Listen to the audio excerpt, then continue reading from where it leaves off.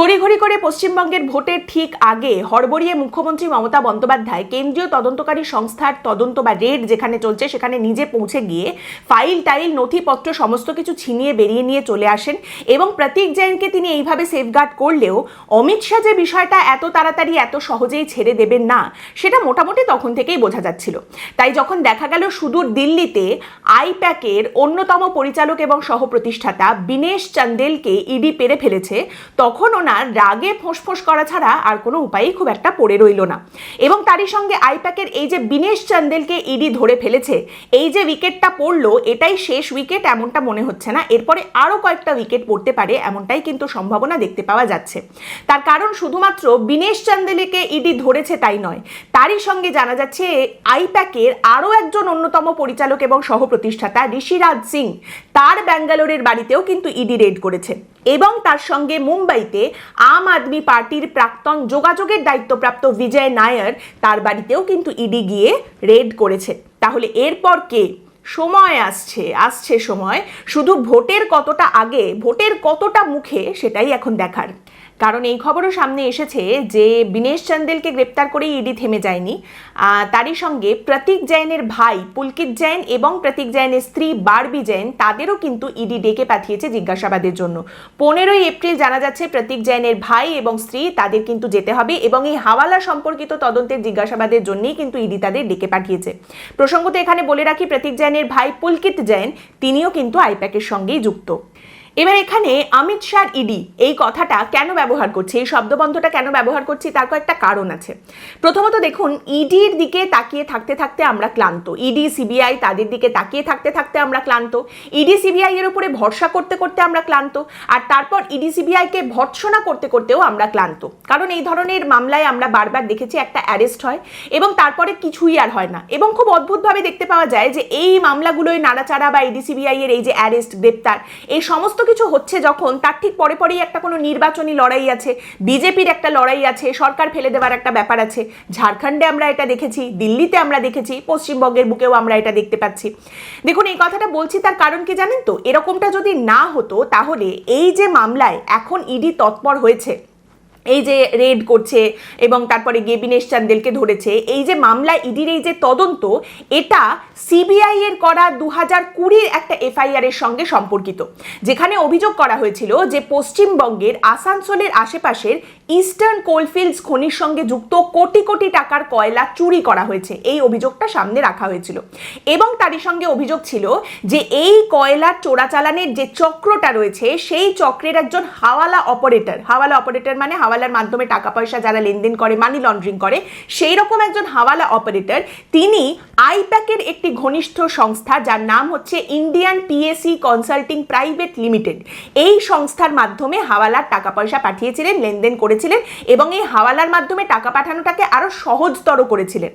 এবার এই ফার্মটা, এই যে আইপ্যাকের সঙ্গে ঘনিষ্ঠ সংস্থা, তার নামটা কি আরেকবার বলে দিই, Indian I PAC pack consulting private limited.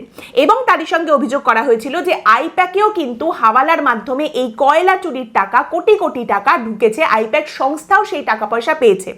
এর সঙ্গে আরও অভিযোগ ছিল যে সংস্থার মাধ্যমে এই কয়লা চুরির টাকা লেনদেন করা হয়েছে হাওয়ালার মাধ্যমে, সেই একই সংস্থা তথাকথিত দিল্লির আবগারি দুর্নীতির টাকা পাচারের সঙ্গেও যুক্ত ছিল।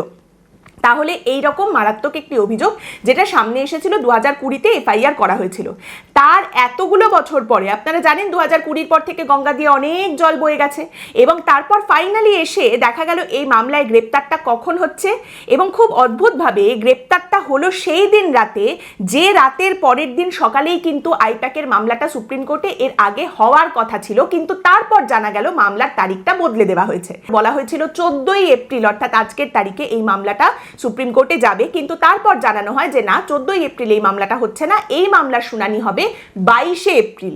সেই 14ই এপ্রিল যেদিন মামলাটা হওয়ার কথা ছিল তার ঠিক আগের রাতেই কিন্তু গ্রেপ্তারটা হয়েছে এই কয়লা পাচারের ক্ষেত্রে আইপ্যাকের এই ডিরেক্টর বা সহ প্রতিষ্ঠাতা, তাকে গ্রেপ্তার করা হয়েছে। আপনি যদি বলেন যে নির্বাচনের আগে এই সমস্তটাই হচ্ছে জাস্ট কাকতালীয় ব্যাপার, এর সঙ্গে নির্বাচনের কোনো সম্পর্ক নেই, এটা জাস্ট সবই কোইন্সিডেন্স, তাহলে আপনি যদি এটা আমাকে বিশ্বাস করতে বলেন, আপনি আমাকে টুপি পরানোর চেষ্টা করছেন। আর আপনি নিজে যদি এটা বিশ্বাস করেন যে এটা সবটাই খুব কাকতালীয় ব্যাপার, তাহলে আপনি নিজে টুপি পরে আছেন। দেখুন, কয়লা পাচারের সঙ্গে যুক্ত সব থেকে বড় যে নামের বিরুদ্ধে কয়লা পাচার চক্রের সঙ্গে যুক্ত থাকার অভিযোগ উঠেছে, সে তো পশ্চিমবঙ্গের বুকে বহাল তবিয়তে ঘুরে বেড়াচ্ছে, কিন্তু গ্রেপ্তার হচ্ছে তার বদলে অন্য লোক। মানে ব্যাপারটা হচ্ছে সেটার বদলে এটা যে আসলে কি তা জানতে, বুঝতে বা দেখতে কারোরই দ্বিধাবোধ থাকার কথা নয়। এবার এখানে দুটো তফাৎ করা যেতে পারে, কিরকম বলুন তো।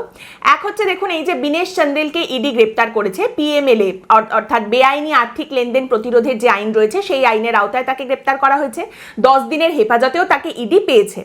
এইবারে পিএমএল এর একটা মজা হচ্ছে যে এই আইনের আওতায় আপনি কিন্তু ব্যাপারটাকে অনেক দিন পর্যন্ত ঝুলিয়ে রাখতে পারেন।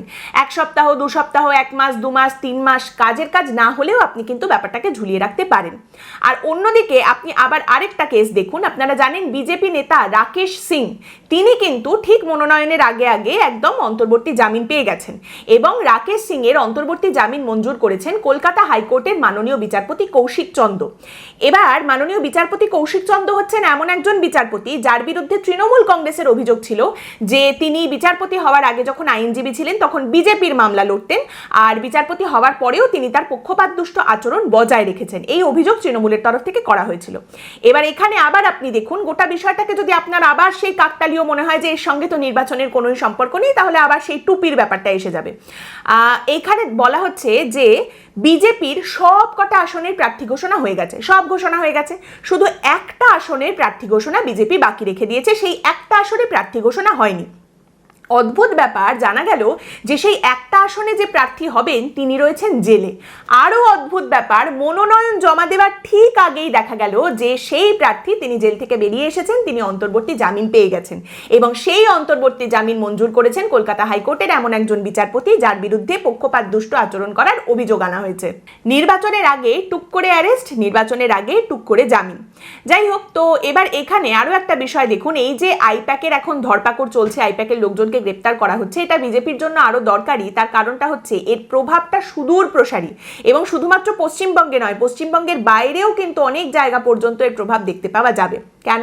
আপনারা জানেন যে অবশ্যই তৃণমূল কংগ্রেসের সঙ্গে আইপ্যাকের চুক্তি রয়েছে কৌশলের দিক থেকে। তৃণমূল কংগ্রেসের যে রাজনৈতিক কৌশল তার একটা বড় জায়গা রয়েছে আইপ্যাকের কাছে, এবং আইপ্যাকের এই যে এখন একজন পরিচালক এবং সহ প্রতিষ্ঠাতা তিনি গ্রেপ্তার হলেন, আরেকজনের বাড়িতে রেড হচ্ছে, এটার একটা সাইকোলজিক্যাল এফেক্ট পড়তে পারে। এই সাইকোলজিক্যাল অ্যাডভান্টেজটা বিজেপি তাহলে তৃণমূলের জন্য পশ্চিমবঙ্গের মাটিতে পাবে। তারই সঙ্গে তামিলনাড়ুতে এখন আপনারা জানেন নির্বাচন আছে, তামিলনাড়ুতে 23 এপ্রিল যেদিন পশ্চিমবঙ্গের প্রথম দফার নির্বাচন, সেদিনই সবকটা আসনেই ভোট রয়েছে।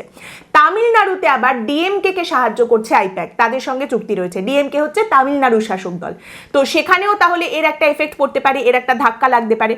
এবং তারই সঙ্গে আপনারা জানেন 2027-এ বিধানসভা নির্বাচন রয়েছে উত্তরপ্রদেশে, যেখানে তৃতীয়বারের জন্য সরকার গঠনের চেষ্টা করবে বিজেপি, এবং সেইখানে উত্তরপ্রদেশের সমাজবাদী পার্টি যারা হচ্ছে বিরোধী দল, সমাজবাদী পার্টিকে 2027-এ রাজনৈতিক কৌশলে সাহায্য করবে আইপ্যাক। এই চুক্তি অখিলেশ যাদবের সঙ্গে কিন্তু অলরেডি আইপ্যাকের হয়ে গেছে। এবং সবথেকে ইন্টারেস্টিং বিষয়টা হচ্ছে পশ্চিমবঙ্গে তৃণমূলের সঙ্গে যখন আইপ্যাকের চুক্তি, সেখানে আইপ্যাকের লিয়াজো হচ্ছেন প্রতীক জৈন তৃণমূল কংগ্রেসের সঙ্গে যে চুক্তি হয়েছে বা যে রাজনৈতিক কৌশল তৈরি হচ্ছে তার একদম মূল দায়িত্বে রয়েছেন প্রতীক জৈন, এটা দেখছেন।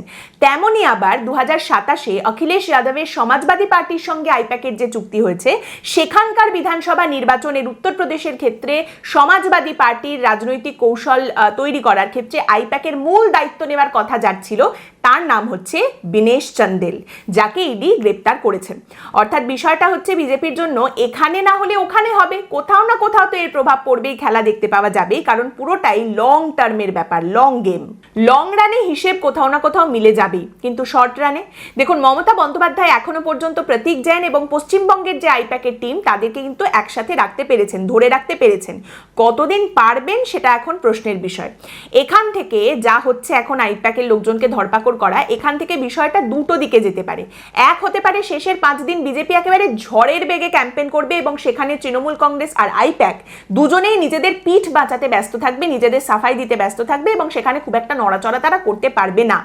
আর একটা হতে পারে যে এইবার জেদ চেপে যাবে, কারণ তৃণমূল কংগ্রেস আর আইপ্যাক দুজনেই জানে যে এবার হেরে গেলে কিন্তু তাহলে ক্যারিয়ার শেষ। পশ্চিমবঙ্গে এমনিতে একবার যারা ক্ষমতা থেকে গেছে তারপর কিন্তু তারা আর ফিরে আসতে পারেনি ক্ষমতায়, আর বিজেপি যেভাবে ব্যবস্থা করছে তাতে তো আসাটা যথেষ্ট মুশকিল। আর আইপ্যাকের ক্ষেত্রেও বিষয়টা হচ্ছে যে পুরোটাই তো সাইকোলজিক্যাল ব্যাপার। যদি সত্যি এই ধাক্কাটা লাগে আইপ্যাকের এবং আইপ্যাক যদি পশ্চিমবঙ্গে হেরে যায় এবং তারপরে তামিলনাড়ুতেও যদি হেরে যায়, তাহলে উত্তরপ্রদেশও গল্প হয়ে গেল। তারই সঙ্গে এমনিতে গুটি কয়েক বিরোধী দলই এখন পড়ে রয়েছে গোটা দেশের মধ্যে। আইপ্যাক তাহলে করবেটা কি, যাবে কাদের সাথে, সাহায্যটা করবে কাদেরকে, তাদের হবেটা কি, তাদের ক্যারিয়ারও শেষ। কাজেই এইখানে একদম দুজনের ক্ষেত্রেই বিষয়টা হতে পারে ফাইট অর ফ্লাইট, লড়ো নয়তো মরো। দীনবন্ধু, আর কোনো উপায় তোমার হাতে নেই। আজকের পর্ব এখানেই শেষ করছি। আপনাদের মতামত অবশ্যই জানাবেন। পরের দিন দেখা হবে অন্য একটি বিষয় নিয়ে আলোচনায়। ভালো থাকবেন।